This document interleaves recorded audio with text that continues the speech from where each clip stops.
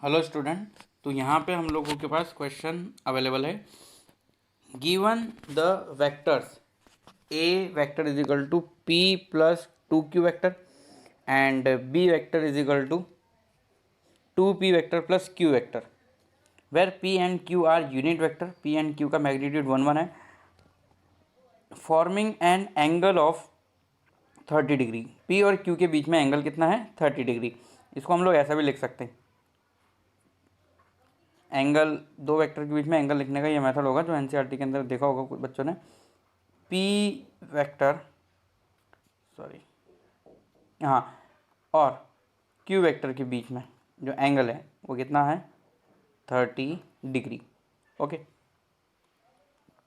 Find the area of the parallelogram constructed on this vectors given that the vector A is equal to this, B is equal to this, p and q vector along forming an angle of 30 degree. Find the area of the parallelogram constructed on this vectors। तो इसका क्या मतलब हुआ? हम लोगों को a vector is equal to दिया हुआ है, a vector is equal to p cap plus two q cap, क्योंकि ये दोनों यूनिट है इसलिए ऐसा लिख रहे हैं। b vector is equal to what? Two p cap plus q cap, है ना। अब यहाँ पे बोला हुआ है कि ये a और b vector find the area of the parallelogram constructed on this vector. तो ए वेक्टर और बी वेक्टर पे बने हुए पैरेललोग्राम का हम लोगों को एरिया फाइंड करना है। तो सिंपली हम लोग क्रॉस प्रोडक्ट अप्लाई कर देते हैं ए और क्रॉस बी के बीच में, तो हम लोगों को क्या मिल जाएगा? एरिया। तो ए क्रॉस बी अप्लाई करने पे हम लोगों को एरिया ऑफ पैरेललोग्राम मिलेगा। तो ये कितना हो जाएगा? P cap plus two q cap cross two p cap plus q cap.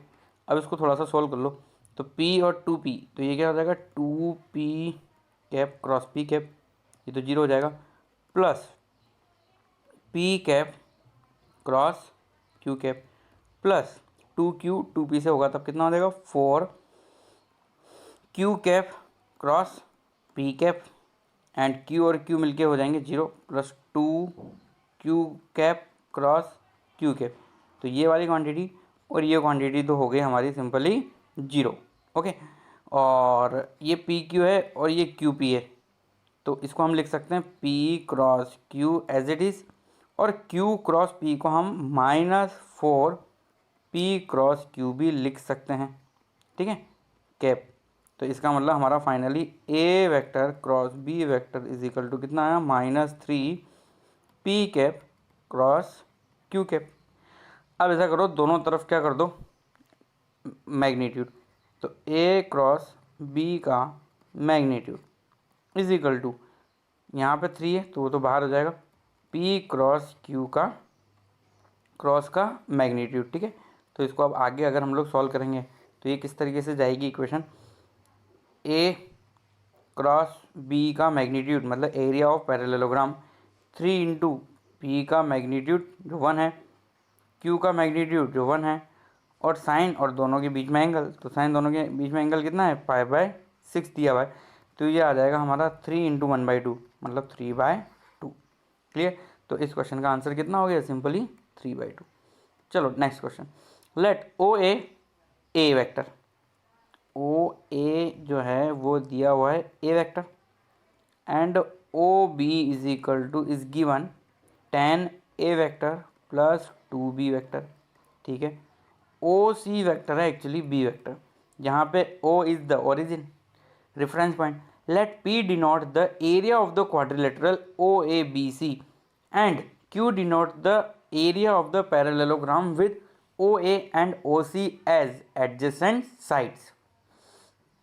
Prove that p is equal to 6q। तो देखो इस क्वेश्चन को सॉल्व करने का ट्राई करते हैं। तो सबसे पहले हम लोगों को बताओ p इज इक्वल टू क्या लिखा हुआ है? Area of quadrilateral, area of quadrilateral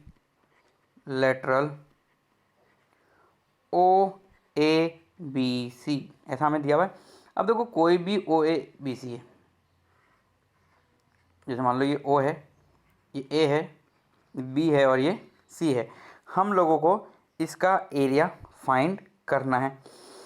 तो इसका एरिया हम कैसे फाइंड कर सकते हैं? देखो half O B cross A C, मतलब अगर हम लोगों को इसके डायगोनल पता हो ओ बी और ए सी पता हो या सी ए पता हो, दोनों में से कुछ भी बताओ, तो हम एरिया इसका लिख सकते हैं। वो कितना होता है 1/2 डायगोनल का क्रॉस प्रोडक्ट, तो 1/2 ओ बी क्रॉस ए सी का मैग्नीट्यूड। तो एक तो हमने पढ़ा ही था, अगर एडजेसेंट साइड है तो दोनों का क्रॉस करके मैग्नीट्यूड निकाल लो, एरिया ऑफ पैरेललोग्राम आ जाएगा। बट यहाँ पे हम लोग क्या यूज़ कर रहे हैं, डायगोनल का यूज़ कर रहे हैं, ठीक है। तो इसको हम लोग कैसे लिख सकते हैं, देखो 1/2 को तो 1/2 ही रहने दो, ओ बी वेक्टर हम लोगों को डायरेक्टली दिखा हुआ है। अब है ना, हमें लोगों को ए सी नहीं पता, अब हम लोगों को क्या पता है ओ सी और ओ ए, तो हम क्या करेंगे क्रॉस ए सी को लिख देंगे ओ C vector minus O A vector, ऐसा लिख ही सकते हैं हम हमेशा, है ना, वो पोजीशन वेक्टर वाले कंसेप्ट से। तो ये कितना हो जाएगा 1/2 मैग्नीट्यूड के अंदर ओ बी वेक्टर कितना दिया हुआ था 10 a vector plus 2 B vector, ये सबसे पहले हम लोगों ने ओ बी वेक्टर की वैल्यू लिखी है, क्रॉस ओ सी माइनस ओ सी कितना है बी वेक्टर दिया हुआ है, ओ ए कितना दिया हुआ है ए वेक्टर दिखा हुआ है, ठीक है। और ये पूरा का पूरा किसके अंदर चल रहा है, मैग्नीट्यूड के अंदर ही चल रहा है, ठीक है। अब थोड़ा बहुत हम लोगों को आगे जो है इसको सॉल्व करना पड़ेगा, तो करते हैं। देखो ये कितना है 1/2 मैग्नीट्यूड के अंदर ही, अब ये 10 ए बी से होगा, तो ये कितना हो जाएगा 10 ए क्रॉस बी, फिर उसके बाद ये 10 किससे होगा ए से, तो -10 ए क्रॉस ए, फिर आगे कहानी बढ़ेगी तो कितना होगा +2 B cross B vector, same vector cross same vector, angle zero होने की वजह से, साइन जीरो होने की वजह से वो जीरो हो जाता है, -2 B vector cross A vector. तो इसको देखोगे तो ये तो दो तो जीरो ही हो रहे, ये भी जीरो हो गया और ये भी जीरो हो गया, तो हमारे पास बचा क्या 10 ए क्रॉस बी वेक्टर -2 बी ए वेक्टर। तो इसको लिख सकते हैं हम 1/2 10 a vector cross B vector. अब ये बी क्रॉस है ना, इसको माइनस से मल्टीप्लाई करके क्या लिख दो 2 a vector plus b vector, तो a vector plus b vector actually 10 + 2 12 हो जाएगा। तो ये कितना आया हम लोगों के पास 6 ए क्रॉस बी, तो ये वैल्यू किसकी है पी की वैल्यू आई है, ये भी किसकी आई है पी की। अब क्यू क्या था, Q denote the area of parallelogram with O A and O C with adjacent side. तो एडजेसेंट साइड से तो हम लोगों को पता ही है, तो यहाँ पे हम लोगों को यूज़ करना पड़ेगा जो दिया हुआ है, Q is equal to what area of parallelogram, जिसमें ओ ए और ओ सी वेक्टर ये क्या है एडजेसेंट साइड्स हैं। तो एडजेसेंट साइड्स के अकॉर्डिंग हम लोग इसका एरिया लिख सकते हैं, तो Q is equal to area, area is equal to दोनों का cross product O A cross O C, ये मैग्नीट्यूड में लिख दिया, तो ये क्या है ए क्रॉस बी, ठीक है मैग्नीट्यूड के अंदर। अब इसको मान लो तुम इक्वेशन फर्स्ट, इसको बोल दो इक्वेशन नंबर सेकंड।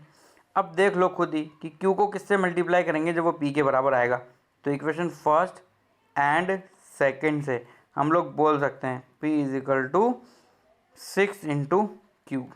तो यही हम लोगों को प्रूव करना था और ये यहाँ पे इस तरीके से प्रूव हो गया। चलो next question. Next question is like given that D E F are the mid point of the side of a triangle ABC। एक ट्राइंगल है जिसमें सभी साइड्स के मिड पॉइंट हैं और वो मिड पॉइंट कितने कितने दिए हुए हैं D E and F। तो चलो ट्राइंगल बना लेते हैं, तो सॉल्व करने में थोड़ा सा सही रहेगा ये क्वेश्चन। ये रहा हमारा ट्राइंगल, ठीक है, इसको बिल्कुल साइड में रख देते हैं, ये ट्राइंगल है। अब इसमें क्या क्या वैल्यू दी हुई है वो यूज़ कर लो। तो ट्राइंगल है ABC है ना, तो ट्राइंगल ABC कहीं भी मान लो A, ये B और ये C, क्लियर। अब हम लोगों को दिया हुआ है DEF are mid point, DE and F। अब ऐसा कुछ नहीं है कि भाई AC का मिड पॉइंट F है, BC का मिड पॉइंट D है, कहीं पे भी मिड पॉइंट ABC ट्राइंगल है, कैसे भी नाम दे दो, और DEF are the mid point of all the 3 sides of triangle, तो सीक्वेंस कुछ भी हो सकती है। अब है ना एक काम करते हैं, हम इस क्वेश्चन को सॉल्व करने के लिए थोड़ी बहुत बातें यहाँ पे मान लेते हैं। जैसे ये ए है तो इसको मैंने ओरिजिन मान लिया। क्या मान लिया? ओरिजिन, ताकि मैं इसके रेस्पेक्ट में सी का मैग्नीट्यूड लिख पाऊँ। तो जैसे कि मान लो ये हम लोग थोड़ा सा चेंज कर देते हैं, सी और बी को, है ना, कहीं पे भी लिख सकते हैं, इसमें कोई दिक्कत नहीं है। सी वेक्टर इसको मान लेते हैं और बी वेक्टर इसको मान लेते हैं। तो बी वेक्टर का पोजीशन वेक्टर बी वेक्टर और सी जो पॉइंट है उसका position vector reference point A के रेस्पेक्ट में जो ओरिजिन है वो हो जाएगा जितना। अब क्योंकि एफ जो है mid point of A B है तो एफ का पोजीशन वेक्टर क्या हो जाएगा? B vector upon 2। इसी तरीके से ई जो है ए सी का मिड पॉइंट है तो ई का पोजीशन वेक्टर सी के अकॉर्डिंग क्या हो जाएगा? सी वेक्टर अपॉन 2। इतना तो हम लिख ही सकते हैं डायग्राम के अंदर। ओके, अब देखो यहाँ पे हम लोगों ने ए को ओरिजिन मान लिया, ठीक है। पोजीशन वेक्टर बी और सी के कितने कितने मान लिए? बी वेक्टर और सी वेक्टर हम लोगों ने यहाँ पे मान लिया। तो उसके अकॉर्डिंग डी का पोजीशन वेक्टर भी हम लोगों को पता हो जाना चाहिए। यहाँ पे देखो डी का पोजीशन वेक्टर भी तुम लोग लिख सकते हो। क्यों? क्योंकि देखो डी मिड पॉइंट है ना। सेक्शन फॉर्मूला अभी अभी हम लोगों ने पढ़ा था, तो उसके अकॉर्डिंग हम क्या लिख सकते हैं? डी के पोजीशन वेक्टर को B vector plus C vector upon 2। तो हमने क्या माना? ए को ओरिजिन माना, उसके अकॉर्डिंग बी का पोजीशन वेक्टर माना और सी का पोजीशन वेक्टर माना है। ए बी सी के आधार पे हम लोग मिड पॉइंट के पोजीशन वेक्टर लिख पाए हैं ई डी एफ के, ठीक है। तो ये हम लोगों ने लिख दिया। अब देखो यहाँ पे जो प्रूव करना है हम लोगों को, क्या प्रूव करना है? Area of triangle D E F is equal to 1/4 of area of triangle A B C. इस तरीके के रिजल्ट हम लोगों को यहाँ पे लेकर आने हैं। अब अगर मैं तुमसे बोलूँ कि डी ई का पोजीशन वेक्टर क्या होगा, तो डी ई निकाल सकते हो तुम। क्या हो जाएगा ये? ओ ई माइनस ओ डी, ओ ई माइनस ओ डी मतलब last point minus first point. तो ई पॉइंट का क्या है पोजीशन वेक्टर? सी वेक्टर अपॉन 2। अच्छा, डी पॉइंट का पोजीशन वेक्टर क्या है? B plus C vector upon 2। इतना ही है। तो इसको हम क्या लिख सकते हैं? देखो माइनस बी वेक्टर अपॉन 2। इसी तरीके से अगर डी एफ का पोजीशन वेक्टर निकालना चाहें तो एफ का पोजीशन वेक्टर माइनस डी का पोजीशन वेक्टर, तो एफ का पोजीशन वेक्टर क्या है? B vector upon 2 minus F का पोजीशन वेक्टर कितना है? नहीं, एफ का पोजीशन वेक्टर माइनस डी का पोजीशन वेक्टर, और वो है B vector plus C vector upon 2, ठीक है। तो ये b/2 से b/2 कट जाएगा, माइनस सी वेक्टर अपॉन 2 आ जाएगा। क्लियर? अब हम लोग लिख सकते हैं vector area of triangle D E F. Vector area of triangle D E F. अब बहुत से बच्चे बोल रहे होंगे सर ये ट्राइंगल डी ई एफ दिख नहीं रहा, तो दिख जाएगा भाई, ये लो दिखा देते हैं, मिला दो इन साइड्स को।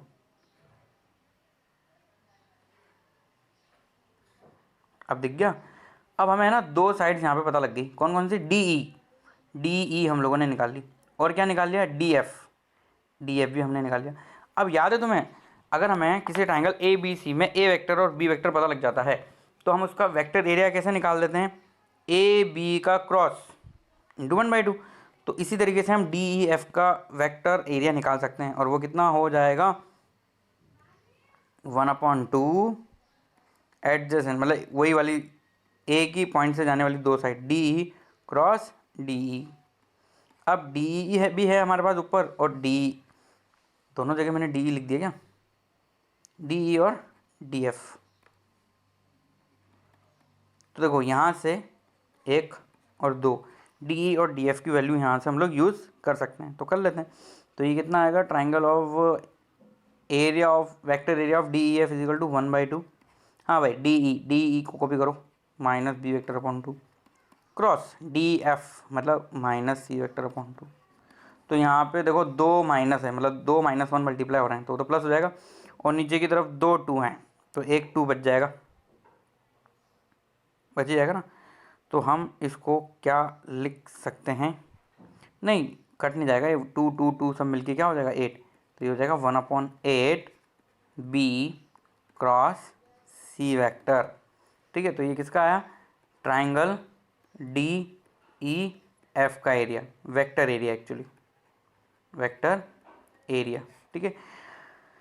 अब हम लोग जानते हैं, इसको थोड़ा सा चेंज कर देते हैं ना, इसी से आंसर लाते हैं। देखो 1/4, इसको क्या लिख सकते हैं? 1/4 इंटू 1/2 1/2 हो गया। अब बी एक्चुअली है क्या, बी जो है वो पोजीशन वेक्टर है, बी है वो पोजीशन वेक्टर है बी का ए के रेस्पेक्ट में। तो क्या हम इसको ए बी लिख सकते हैं, बिल्कुल लिख सकते हैं, ए बी वेक्टर क्रॉस सी क्या है ए के रेस्पेक्ट में पोजीशन वेक्टर, तो मतलब ये क्या है ए सी वेक्टर। क्लियर, तो आई थिंक हम आंसर के पास जा रहे हैं बिल्कुल। 1/4 यही तो एरिया ऑफ ट्राइंगल एबीसी है, vector area of triangle A B C. हम निकाल किसका रहे थे, बीच वाले डी ई एफ का, और ये किसके फॉर्म में आ गया 1/4 इसके फॉर्म में। तो हम लोग यहाँ पे लिख सकते हैं area of triangle D E F is equal to 1/4 area of triangle A B C. तो देखो ये एक रिजल्ट हो गया कि कोई भी ट्राइंगल है, उस ट्राइंगल की सभी साइड्स के मिड पॉइंट ले लो और उस मिड पॉइंट से बना हुआ एक ट्राइंगल निकालो। तो मिड पॉइंट से बना हुआ अगर ट्राइंगल हम लेंगे तो उसका एरिया एक्चुअल ट्राइंगल के एरिया से कितना टाइम्स कम होगा, 4 टाइम्स कम होगा, मतलब बाय 4 होगा। उसका एरिया 8 है तो इसका कितना हो जाएगा 2, इस तरीके से। ठीक है, तो ये क्वेश्चन हम लोगों ने सॉल्व किया। अब हम लोग आगे की तरफ बढ़ते हैं।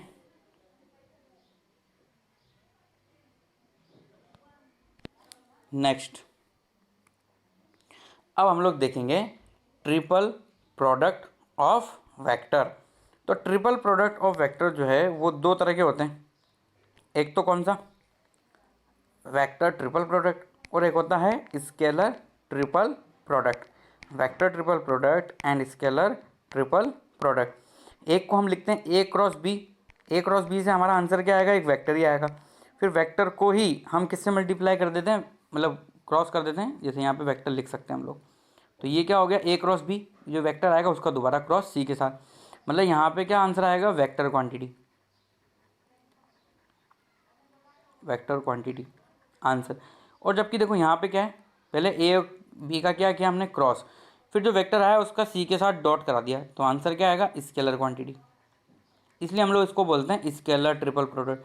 ट्रिपल इसलिए क्योंकि 3 वेक्टर है, प्रोडक्ट यूज़ करते हैं हम, टाइप डॉट करें या cross, dot product cross product उसके लिए। ठीक है, तो 1 बाय 1 हम इसके बारे में डिटेल पढ़ेंगे। तो सबसे पहले हम लोग पढ़ते हैं स्केलर ट्रिपल प्रोडक्ट के बारे में।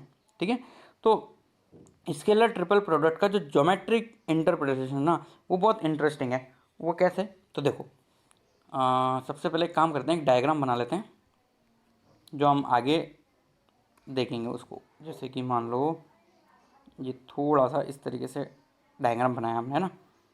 अब इसी तरीके से एक और, ये हम लोगों को हटाना पड़ेगा यहाँ से। हम एक पैरेललोग्राम नहीं, एक काम करते हैं पैरेलल पाइप्ड बनाने का ट्राई करते हैं। तो जैसे ये है, इसको उठा के थोड़ा सा ऊपर रख दो, है ना, अच्छी ड्राइंग करने की कोशिश कर रहे हैं। ये इसको इधर ले जाते हैं। ठीक है, अब हम लोगों को बस कॉर्नर ही तो जोड़ना है इसके, तो कॉर्नर जोड़ दो,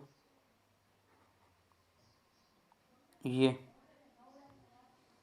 इस तरीके से ये जोड़ दिया, और यहाँ से इस कॉर्नर को जोड़ दो और लास्ट वाले कोने को जोड़ दो।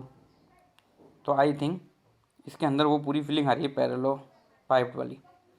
नाम यहाँ पे हम लोग दे सकते हैं इसमें पॉइंट्स के नाम, जैसे कि मान लो, पहले तो इसको सही करो, ये जो है ना ये लाइन थोड़ी सी सही बनानी चाहिए हम लोगों को, इसको ऐसे बना लेते हैं।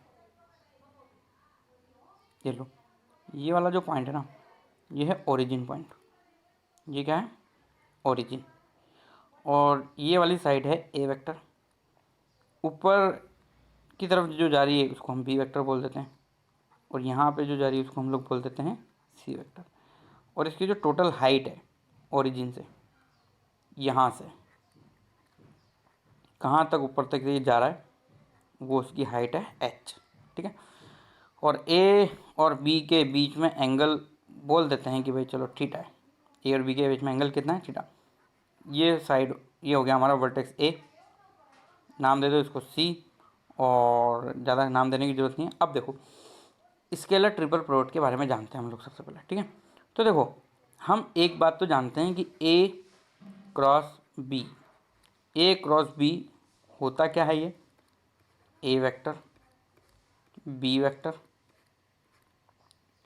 साइन थीटा, एन कैप, है ना।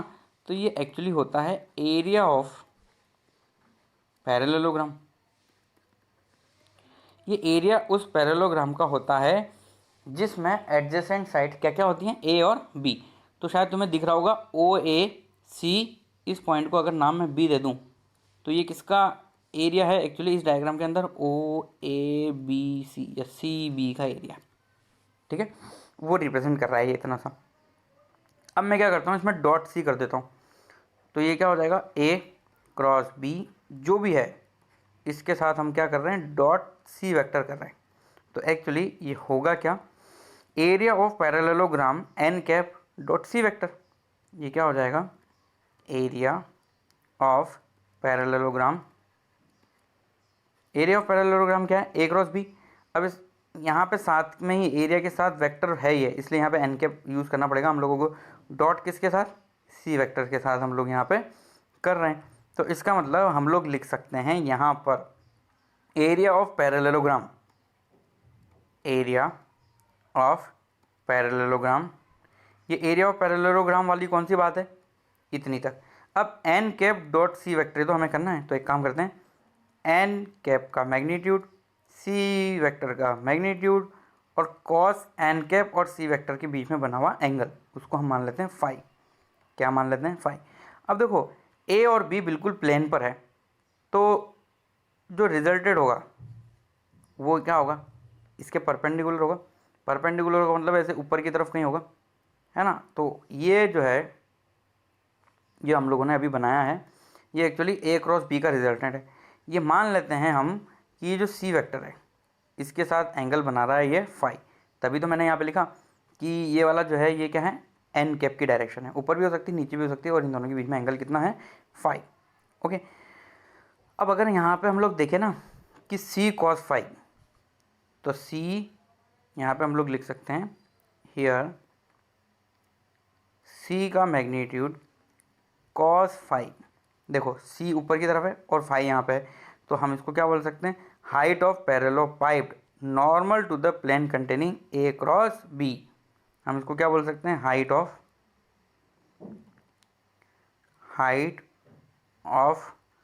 द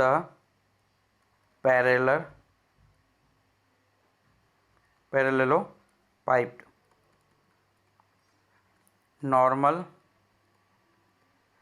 टू द प्लेन, वो प्लेन जो नीचे समतल पे रखा हुआ है। ये जो पैरेललोपाइप्ड है ना उसका जो नीचे वाला समतल है, plane containing A vector and B vector.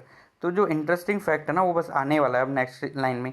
तो यहाँ पे हम लोग क्या लिख सकते हैं कि ये जो करा हम लोगों ने ए क्रॉस बी किया, उसके बाद हम लोगों ने क्या किया, डॉट। तो ये हो क्या गया, ये था एरिया ऑफ पैरेललोपाइप और area of parallelogram into H, तो ये वॉल्यूम हो गया ना। तो हम इसको क्या बोल सकते हैं, volume of the पैरेललोपाइप,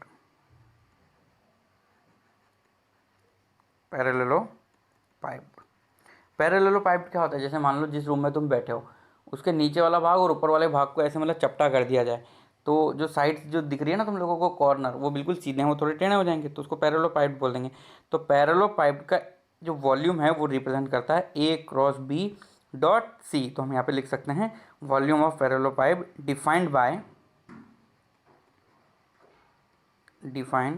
bye a vector, b vector and c vector. तो ये बात इम्पॉर्टेंट है जो हम लोगों को समझनी है कि जो हम लोग करते हैं ए क्रॉस बी डॉट बी, ये किसको रिप्रेजेंट कर देता है, ये रिप्रेजेंट करता है वॉल्यूम ऑफ पैरेललोपाइप को। ओके, अब हम लोग ये जो स्केलर ट्रिपल प्रोडक्ट पढ़ रहे हैं इसकी कुछ प्रॉपर्टी और इससे रिलेटेड रिजल्ट नेक्स्ट लेक्चर